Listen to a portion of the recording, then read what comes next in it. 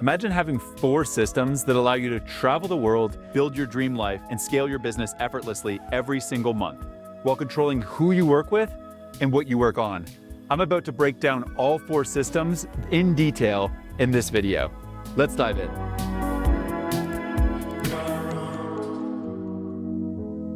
The systems I'm about to show you are about 15 years in the making. Over the last 15 years, I've traveled and worked in countries like Bali, Sedona, Arizona, Mexico City, New Zealand.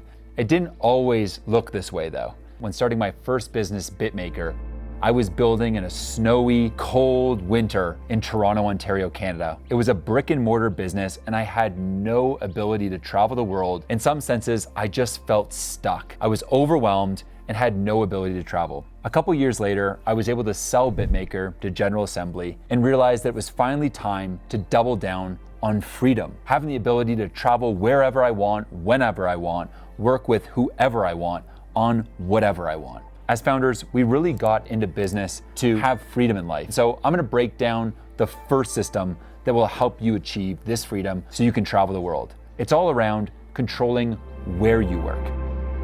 Now, there's 2 parts to this. First is determining where do you even want to work? And then secondly, how do you work from anywhere? It's important that when you're thinking about where you want to work, that you really hone in on what I call your location radar. All right, so I'm a lot better at showing you than just telling you. So let's dive into the location radar. On the left side here, I've gone and listed how I judge any location in the world. My 7 core criteria are, how is it for opportunity?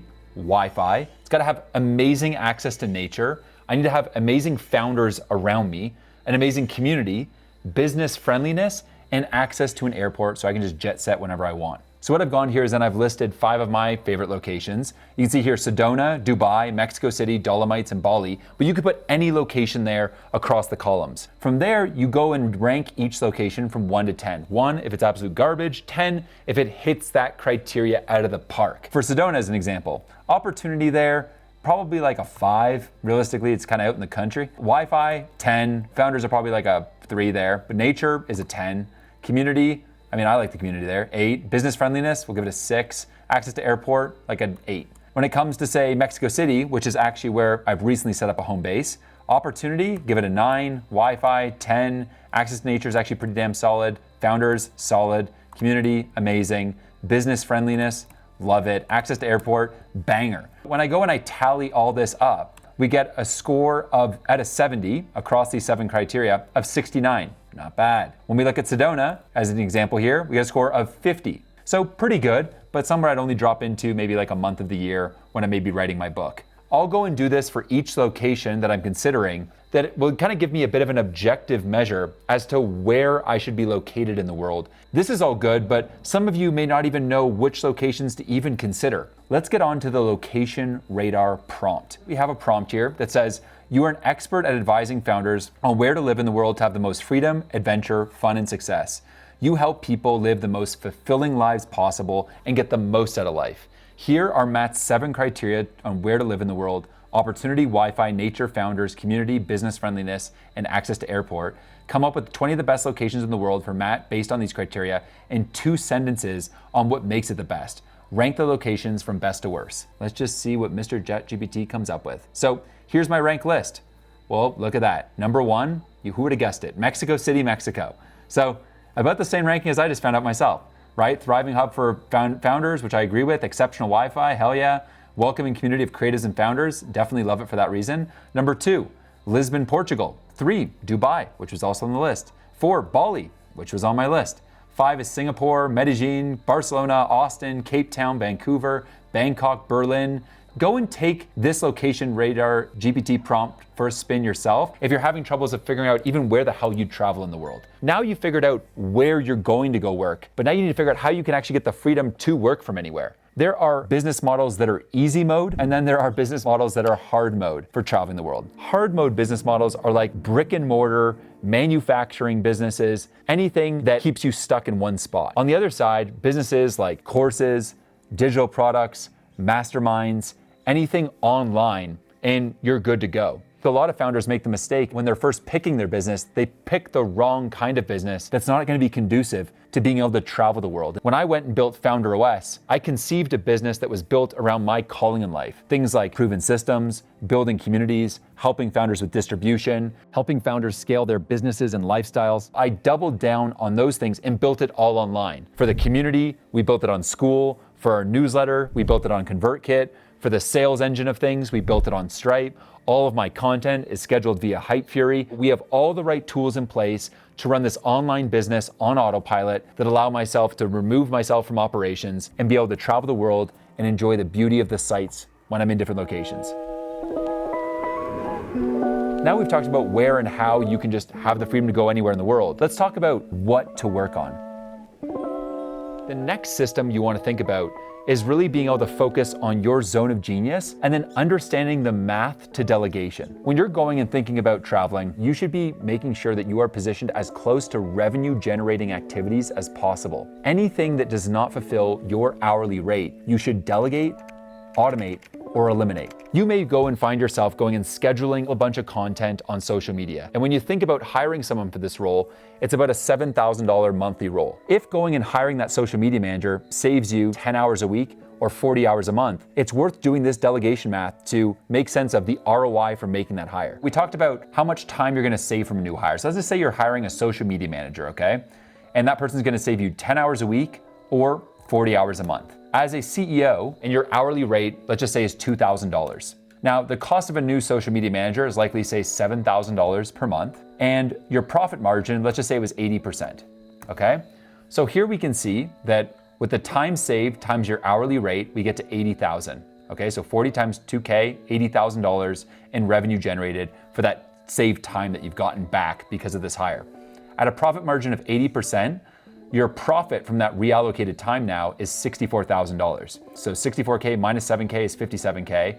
You made an 8x ROI on this hire. From hiring a social media manager, getting back 40 hours of your time back every month, you get an 8x ROI, assuming you make $2,000 per hour. Now you've got the delegation math right, and this is gonna allow you to remove yourself from all of your business and build an empire of weapons around you. Have people like a social media manager, a writer, having someone on the tech side, the finance side, having a CRO to manage a whole sales team, essentially being able to remove yourself from all the stuff you hate, so all you're left with are the tasks that you love to do and in a location that develops an amazing amount of awe every single day.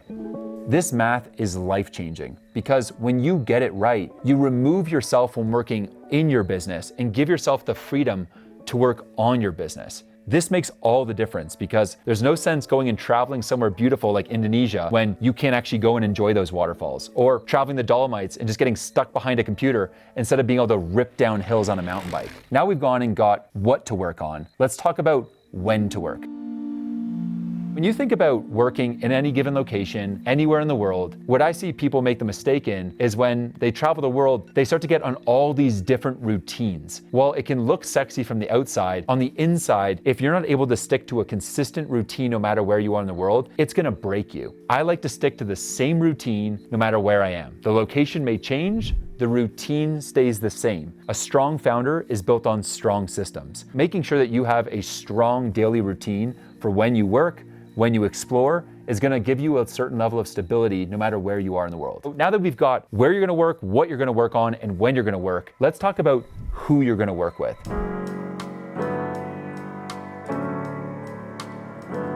Strong businesses are built by weapons. Weapons are people that you can bring on your team. They're able to go and elevate the culture. They take extreme ownership. They're down motherfuckers with a proven track record. The key thing here is to make sure when you're interviewing people, you have the right hiring process to make sure that you're being surrounded by a team of Avengers. The truth is, to get to $10 million and beyond a year, you need an amazing closer, you need an amazing operator, an amazing designer, amazing tech person, and likely a chief of staff. How do you actually go and find these people? First rule of finding the best possible people to work with is to go and ask 30 A players you know if they know any amazing people for the given roles you're looking to bring on. Now, once you've recruited those people, in the interview process, you want to make sure that you're clear on the 3 values of your company. So for me, it's that they need to have a proven track record, take extreme ownership, and be a down motherfucker. And then I'm going to have 3 to 4 interview questions questions that go through each of those 3 values. So I'm gonna ask people, would you ever wanna be a CEO? Do you enjoy taking responsibility? Tell me about a time that you dealt with a difficult situation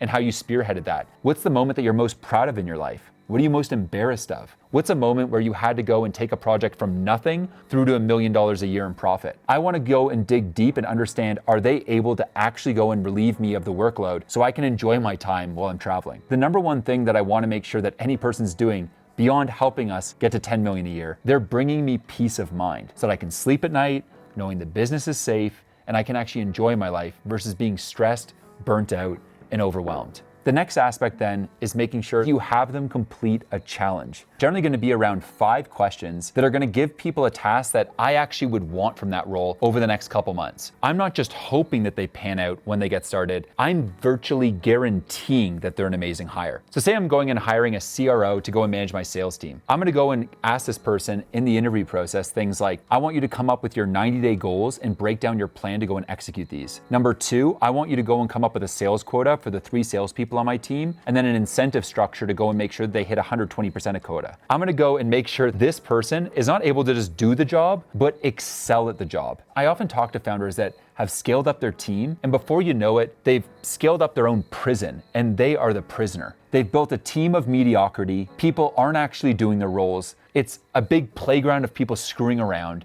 and they're trying to get the freedom to travel and just enjoy life. But before you know it, they're down, depressed, and screwed over. The key thing is to make sure that you're bringing on the right people and putting them in the right seats with the right interview process, the right rigor, and the right onboarding. When you get these things right, you build a team that is high performing, has a high IQ, high energy, high work ethic, and you can accomplish high standards. 15 years ago, I promised myself that when I discovered these 4 systems, I would share it with as many founders as possible. This is your chance. You owe it to yourself. Implement these 4 systems so you can have the most epic year of your life, travel the world, and make more money than you imagined. Let's go.